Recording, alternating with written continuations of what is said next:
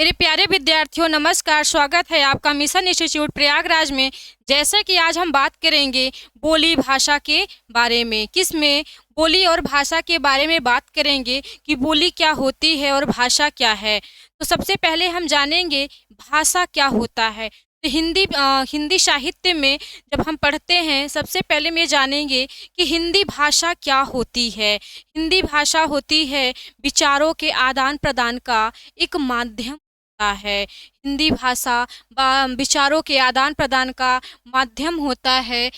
भाषा एक माध्यम है विचारों के आदान प्रदान का, कि जैसे जब हम एक दूसरे से बातचीत करते रहते हैं तो सामने वाला अगर अपनी बात को हमें बता रहा है, तो अगर हमें समझ में आती है तब तो ठीक है, हम कह सकते हैं कि उसकी बात हमें समझ में आ गई। सपोज वो कुछ भी बताए चला जा रहा है, कब से बताए जा रहा है, हम अपने काम में लगे हुए हैं, अब वो कह कुछ और रहा है, हमें तो लग रहा है उसकी भाषा समझ ही में नहीं आ रहा है, पता नहीं क्या बड़बड़ाए चला जा रहा है। हो सकता है कि मेरी काम की ही बात हो, और या उस ऐसी कोई बात बता रहा है जिससे कि मेरा फ़ायदा ही, या कभी ऐसा हो सकता है कि कुछ ऐसी बात बता रहा हो जिससे कि मेरा, अगर हम सही समय पे वहाँ पे ना पहुँचे, उसकी बात को नहीं समझे, तो मेरा नुकसान भी हो सकता है। इससे कहते हैं कि विचारों के आदान प्रदान के लिए सबसे ज़्यादा ज़रूरी होता है कि हम भाषा को समझें। भाषा को, चाहे हिंदी भाषा हो, चाहे अंग्रेजी भाषा हो, चाहे उर्दू भाषा हो, चाहे गुजराती हो, चाहे मराठी हो, इवेंस कोई भी भाषा हो, सबसे ज़्यादा ज़रूरी है हमें भाषा को समझना, जानना। खासकर जहाँ पर हम रह रहे हों, वहाँ पे कम से कम हमें इतना माहौल बना के रहना चाहिए कि हमारे आसपास के जो लोग हैं या जहाँ पे हम काम कर रहे हैं, तो वहाँ पे इस बात का ध्यान ज़रूर रखना कि हमें अगले की बात समझ में आनी चाहिए, या हमारी बात उन तक पहुँचे और वो हमारी बात को समझे। क्योंकि जब हमारी आपकी बात को एक दूसरे समझ ही नहीं पाएंगे, तो ना तो कार्य को हम आगे बढ़ा सकते, हमारी संस्कृति का विकास भी रुक जाएगा। क्यों? जब हम कहीं पे गए हैं, भाषा ना तो वो हमारा समझ पा रहा है, ना तो हम उसकी भाषा को समझ, फिर एकदम धराशायी कि यहाँ तो भाषा, अरे चलो जहाँ गए थे वहीं वापस से फिर से लौट चलो। इसलिए मेरे प्यारे विद्यार्थी, भाषा बहुत ज़रूरी है।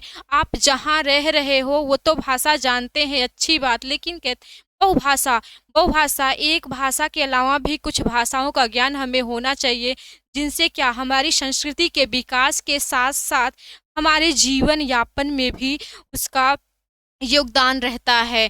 जैसे कहीं पे चले गए, अब वहाँ पे हिंदी भाषा तो आपको समझ में बिल्कुल अच्छे से आती है, पढ़ना लिखना बोलना बातचीत सब, लेकिन काम क्या है, आपको अंग्रेजी की बात आ गई। अब अंग्रेजी की बात आ गई, अब वो तो कुछ भी कर लो, या तो वहाँ का गुजराती, मराठी, कन्नड़, या फिर कर्नाटका जो भी है आपको, या तो अंग्रेजी भाषा का ऑप्शन दे दिया, या तो हिंदी बस आती है। अब हिंदी आ गई, वहाँ तो ना कन्नड़ आ रहा है, ना कर्नाटका आ रहा है, ना तो अंग्रेजी भाषा, फिर तो हम अपने रास्ते वो अपने रास्ते। तो बात हमें यहाँ करनी किसकी? हिंदी भाषा की। तो हिंदी भाषा क्या? एक माध्यम है विचारों के आदान और प्रदान के लिए। तो इसको हम किस तरीके से, कितने तरीके से हम अपनी बात को या उसकी बात को समझ पाएंगे, जान पाएंगे? तो 3 तरीके से। कैसे? 3 तरीके से। पहला मौखिक, दूसरा लिखित, तो तीसरा सांकेतिक भाषा। मौखिक भाषा क्या है? अपने विचार को हम बोल कर, कह कर प्रकट कर सकते हैं, और लिखित भाषा को लिख कर पत्र व्यवहार के माध्यम से विचारों का आदान प्रदान किया जा सकता है। सांकेतिक भाषा की बात करेंगे। सांकेतिक भाषा उनके लिए है, दिव्यांग जनों के लिए। किसके लिए? दिव्यांग जनों के लिए, जो कि इशारों के माध्यम से अपने विचारों का आदान प्रदान वो करते हैं। ये रही भाषा। हिंदी भाषा एक माध्यम है विचारों का आदान प्रदान। तो आपसे कोई जब पूछे कि आप भाषा के माध्यम से कितनी तरीके, भाषा जो है हमारा, उसको कितने तरीके से आप वार्तालाप कर सकते हो, तो मेरे प्यारे विद्यार्थी आप बताना। लिखित रूप से, मौखिक रूप से, सांकेतिक रूप से। यहाँ पे जो सांकेतिक रूप जो आ रहा है, वैसे तो लिखित और मौखिक ही होता है कि हम कहकर बोलकर या लिखित भाषा, पत्र व्यवहार के माध्यम से, सांकेतिक भाषा ज़्यादातर क्या है ही इशारों के माध्यम से जो बातचीत करते हैं वो दिव्यांग जन की श्रेणी में आते हैं। गूंगे लोगों के लिए जो बोल नहीं सकते हैं, कौन जो बोल नहीं सकता है वो अपनी बातों को इशारों के माध्यम से ही बताता है। तो आगे बढ़ते हैं, हम हिंदी की लिपि जानेंगे। क्या हिंदी की लिपि क्या हो? हिंदी की लिपि देवनागरी होती। क्या? हिंदी की लिपि देवनागरी, जो कि ब्राह्मी लिपि से लिया गया है। हिंदी की लिपि देवनागरी और ये ब्राह्मी से लिया गया है। ये ब्राह्मी लिपि से लिया गया है। आपसे क्वेश्चन पूछा जा सकता है कि देवनागरी लिपि कहाँ से लिया गया है, तो आप कहना मेरे प्यारे विद्यार्थी, ब्राह्मी लिपि से। हिंदी की लिपि क्या है? हिंदी की लिपि देवनागरी, और देवनागरी कहाँ से लिया गया है? ब्राह्मी लिपि से लिया गया है। बात करते हैं, ये भी एक महत्वपूर्ण क्वेश्चन ये है कि हिंदी दिवस कब मनाया जाता है, या हिंदी दिवस किस दिन मनाया जाता है, ये क्वेश्चन आता है। हिंदी दिवस की जब बात करते हैं, 14 सितंबर 1949 ईस्वी को हिंदी दिवस मनाया जाता है। 14 सितंबर 1949 को भारतीय संविधान में हिंदी को राजभाषा का दर्जा मिला। क्या? 14 सितंबर 1949 ईस्वी को भारतीय संविधान में हिंदी को राजभाषा का दर्जा मिला। ये भी क्वेश्चन बहुत महत्वपूर्ण है। ये क्वेश्चन चाहे आप इसको जीके जीएस के माध्यम से या हिंदी विषय में, मतलब ये क्वेश्चन आना ही आना निश्चित होता है। और इसको चाहे आप संविधान में, चाहे अपने संविधान में पढ़ लीजिए और चाहे हिंदी के सिलेबस में, लेकिन कहीं ना कहीं से आप इसको अपने दिमाग में रखे रहिएगा कि ये क्वेश्चन 14 सितंबर 1949 को ही दिवस मनाया जाता है। साथ ही आपसे क्वेश्चन पूछा जाएगा कि भारतीय संविधान में हिंदी को राजभाषा का दर्जा कब मिला। हिंदी संविधान में हिंदी भाषा को राजभाषा का दर्जा किस दिन मिला, तो आप एक डेट याद रखिएगा, 14 सितंबर 1949 ईस्वी को भारतीय संविधान में राजभाषा का दर्जा मिला। तो मेरे प्यारे विद्यार्थी, यहाँ पे क्वेश्चन पुटअप होता है हिंदी की लिपि। पहला क्वेश्चन, हिंदी की लिपि क्या है? देवनागरी। देवनागरी कहाँ से? ब्राह्मी लिपि से लिया गया है। भारतीय संविधान में हिंदी को राजभाषा का दर्जा कब प्राप्त हुआ?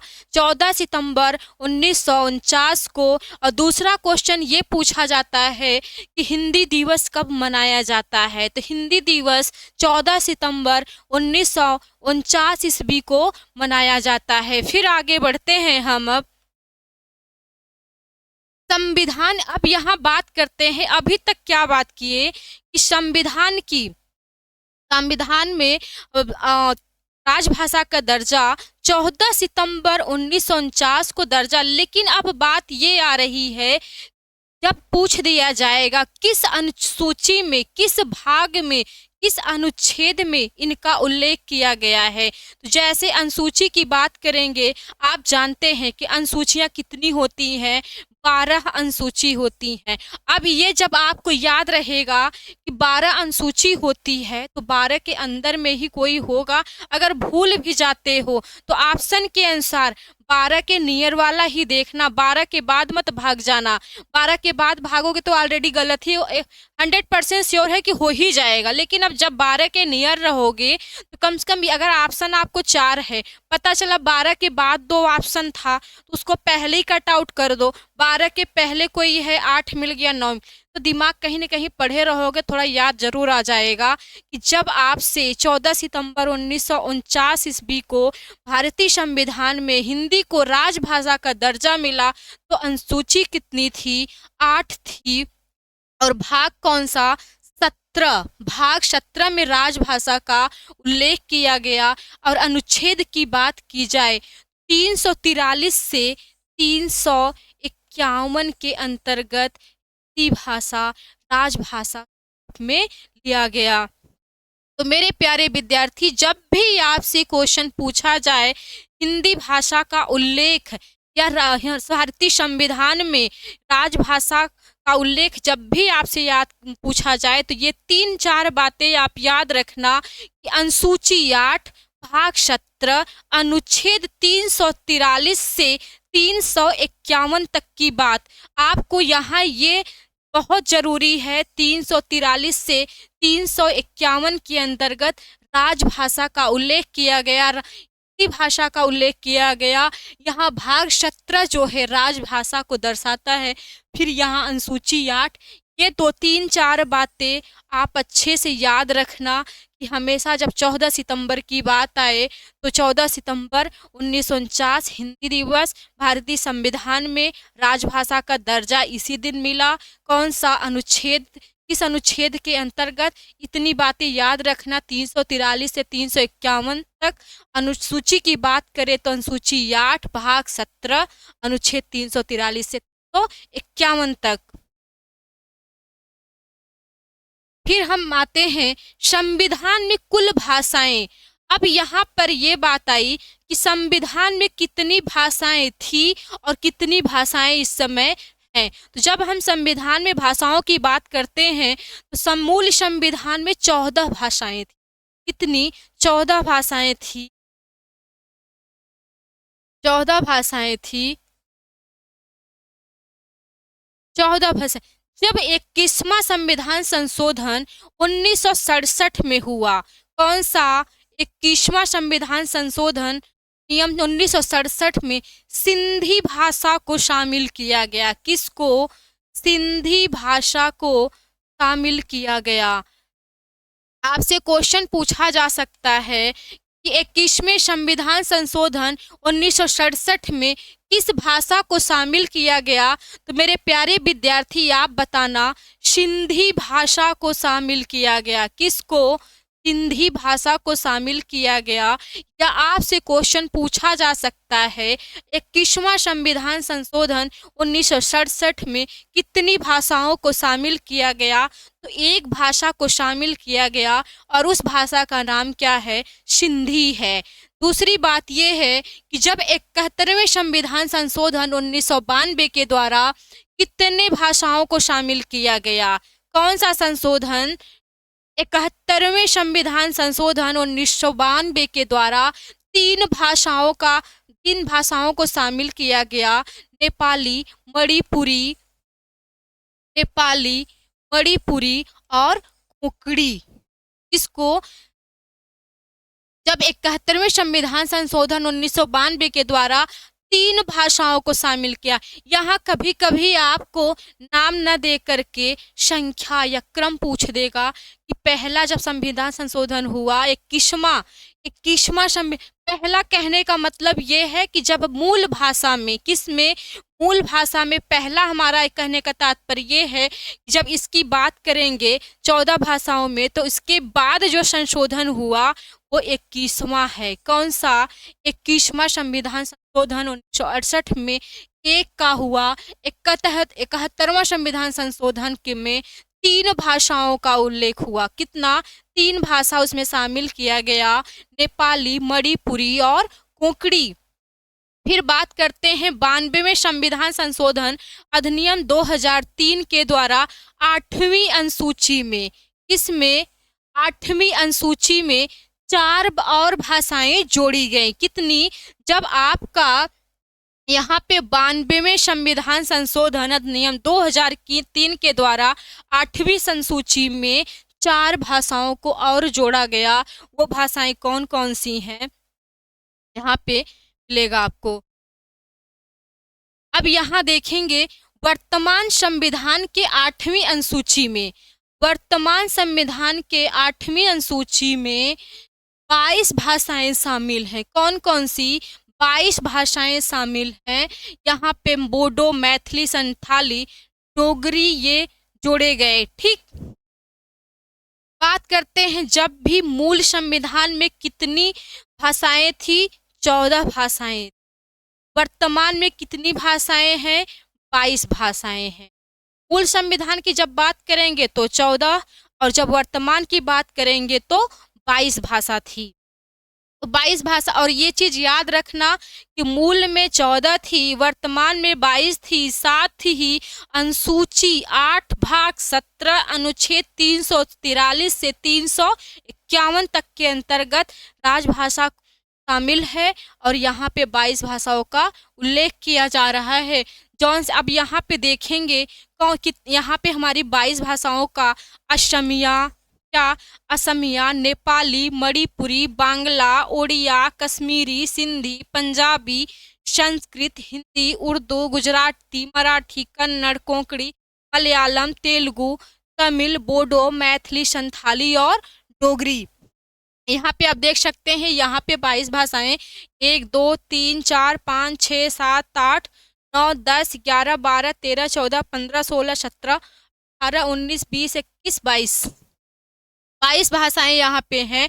और एक बात याद रखना, भाषाएं संस्कृति का विकास करती हैं। क्या भाषाएं जो होती हैं वो संस्कृति का विकास करती हैं। हमने आपको पहले ही बता दिया कि भाषा ही एक ऐसा माध्यम है जिसके द्वारा हम अपने जीवन यापन में भी अपनी जो मतलब कि जो हमारा जीवन जो चल रहा है उसको और आसान बना सकते और कठिन भी बन सकता है।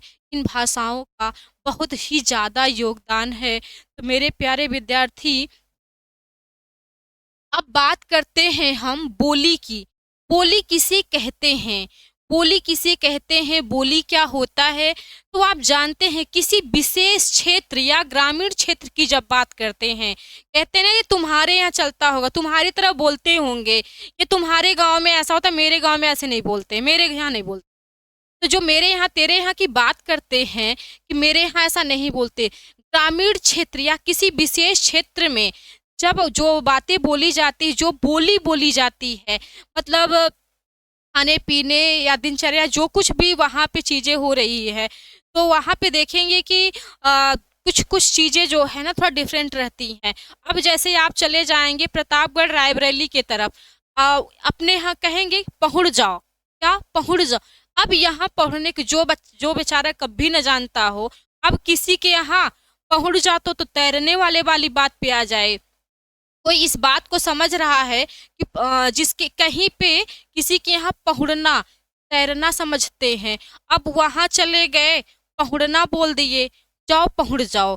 देख रहे हैं कि बेचारा कब से काम किए जा रहा, खड़े खड़े खड़े, तो किसी को तरस आ गई, दया आ गई कि चलो थोड़ा आराम भी कर ले, तो जिसको दया आई, जा बेटा जाओ थोड़ा पहुँच जा। अब ठंडी का टाइम, इस टाइम दिसंबर चल रहा है, अब सोचेगा कितनी में, बताओ एक तो हम कब से काम किए जा रहे हैं, कहा जा रहा है जाओ पहुँच। अब पहुँचे पानी में कौन तैरेगा? तो लेकिन नहीं, अब उनका विचार तो ये है कि वो आपको आराम के लिए बोल रहे हैं, और यहाँ तो आप आराम समझ ही नहीं रहे, क्योंकि आराम वाला शब्द तो आप आराम ही जानते हैं। आपके घर में कोई कहा जाओ लेट जाओ, जाओ थोड़ा रेस्ट कर लो, अब ये सब बात बोलते तो आपको समझ में आता, अब पहुँच जा, दिमाग में तो एक ही बात चल रही, तो की बात।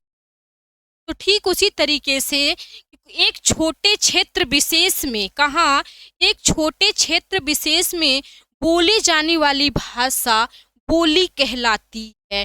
बोली में साहित्य रचना नहीं होती है। क्या? बोली में साहित्य रचना नहीं होती है। अगर कहीं किसी बोली में साहित्य रचना होने लगती, वह बोली न रहकर उपभाषा बन जाती। क्या? वह बोली न रहकर उपभाषा जाती। आपने क्या समझा यहाँ पे कि बोली में साहित्य रचना नहीं होती है। अगर किसी बोली में साहित्य रचना होने लगती है और उस क्षेत्र का विकास हो जाता है। कहने का तात्पर्य ये है कि बोली में साहित्य रचना नहीं होती है। अगर किसी की बोली में कहीं किसी भी जगह जो क्षेत्रीय भाषा होती है उस बोली में भी क्या होने लगता है, विकास हो जाता है और उसमें परिवर्तन होने लगता है। कैसे? जब साहित्य रचना होने लगती है तब विकास हो जाता है। उस विकास हो जाने के कारण वह बोली न रहकर उपभाषा हो जाती है। तो मेरे प्यारे विद्यार्थी, यहाँ तक की बात रही भाषा और बोली की, उपभाषाओं के बारे में हम नेक्स्ट क्लास में बात करते हैं। तब तक के लिए धन्यवाद, नमस्कार।